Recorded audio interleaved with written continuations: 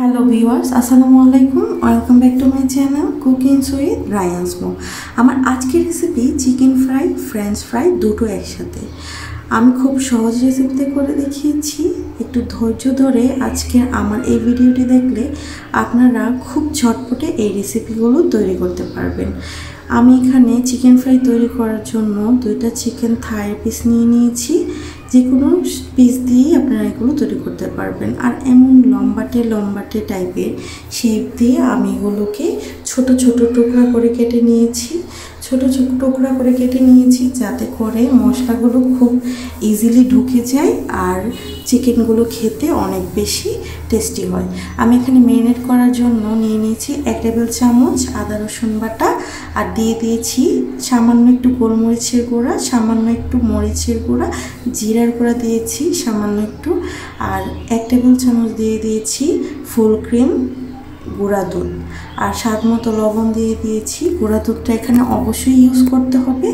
আমি সবগুলো উপকরণ একটু ভালোভাবে মিশিয়ে নিচ্ছি। মিশানো হয়ে গেলে আমি এগুলো নর্মাল ফ্রিজে 1 ঘন্টার জন্য ম্যারিনেট করব।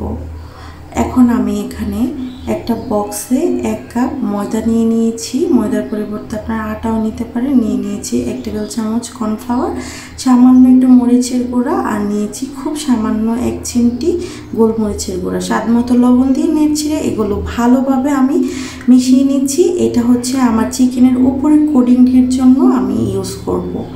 আমার 1 ঘন্টা হয়ে গেছে। চিকেনগুলো আমি নর্মাল ফ্রিজ থেকে নামিয়ে নিয়েছি। আর আমার ময়দার সাথে আমি চিকেনটা রেখে এভাবে বক্সটা নাড়িয়ে চাড়িয়ে তারপর আমি উপরে কোটিংটা করে নিচ্ছি। এভাবে যখন চিকেনের উপরে কোটিংটা করা হয়, উপরে খুব ভালো একটা কোটিং আসে আর খেতে অনেক বেশি ক্রিস্পি হয়।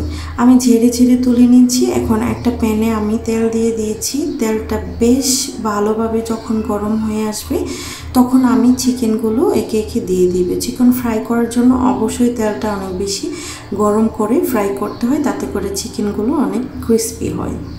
চিকেনগুলো এভাবে আমি একে একে দিয়ে দিচ্ছি। আমার ভিডিওগুলো যদি ভালো লাগে তাহলে অবশ্যই আমার চ্যানেলটি সাবস্ক্রাইব করে আমার ভিডিওগুলো লাইক দিয়ে আমার সাথেই থাকবেন। আমার বেল আইকনটি প্রেস করে দেবেন, সবার আগে আমার ভিডিওটির নোটিফিকেশান পেয়ে যাবেন। এখন আমি চিকেনগুলো উল্টে পাল্টে ভালোভাবে একটু বাদামি কালার আসা পর্যন্ত ভেজে নেব। আর অবশ্যই খেয়াল রাখতে হবে চিকেনের ভেতরের চিকেনটাও যাতে কুক হয়, তাই আমি মিডিয়াম লো হিটে রেখে এই কাজটা করব। তারপর এভাবে আমি নাড়িয়ে চাড়িয়ে এগুলো বেশ ভালোভাবে রান্না করে নিব। দেখতেই পাচ্ছেন এই পর্যায়ে আমার চিকেনটা একদম ক্রিস্পি আর সুন্দর একটি কালার হয়ে এসেছে। আমি এখন তুলে নিচ্ছি। 8 মিনিটের মতো সময় লেগেছে আমার চিকেনটি ভাজতে, আর আমার চিকেনগুলো ভাজা একদম কমপ্লিট হয়ে গেছে। দেখতেই পাচ্ছেন খুব সুন্দর একটা কালার এসেছে। এখন আমি চলে যাব ফ্রেঞ্চ ফ্রাই রেসিপিটি তৈরি করতে। ফ্রেঞ্চ ফ্রাই রেসিপি তৈরি করার জন্য তার আগে আমি দেখিয়ে দিচ্ছি, দেখুন চিকেনটা কতটাই ক্রিস্পি হয়েছে আর ভেতরটাও অনেক ভালো টেক্সচার এসেছে। এখন আমি কয়েকটা আলু নিয়ে নিয়েছি। আলুগুলো একটা পিলারের সাহায্যে এভাবে পিল করে নিয়েছি। তারপর আমি চপার দিয়ে আলুগুলো এমন লম্বাটে ফ্রেঞ্চ ফ্রাইয়ের শেপ দিয়ে কেটে নিয়েছি। একটা পাতিলে তুলে নিচ্ছি। এখন এগুলো পরিষ্কার পানি দিয়ে ভালোভাবে ধুয়ে আমি চুলায় বসিয়ে দিব হালকা একটু সিদ্ধ করার জন্য।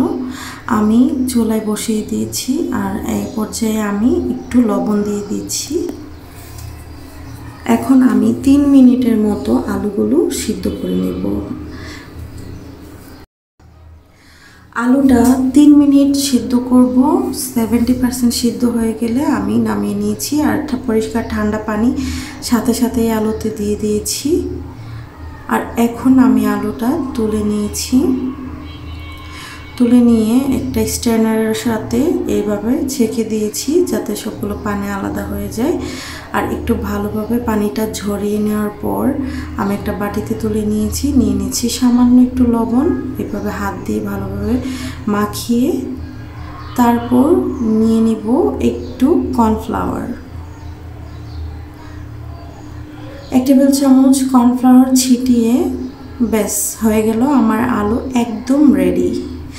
ফ্রেঞ্চ ফ্রাই আর চিকেন ফ্রাই এইভাবে খুব ইজিলি বাড়িতেই তৈরি করে খেতে পারবেন, বাচ্চারাও খুশি হবে আর এটা খুবই স্বাস্থ্যসম্মত। আমি চিকেন যে ফ্রাই করেছি ওই একই তেলে আমি আমার ফ্রেঞ্চ ফ্রাইগুলো একে একে দিয়ে দিচ্ছি। আমি আলাদা করে আর তেল ইউজ করছি না।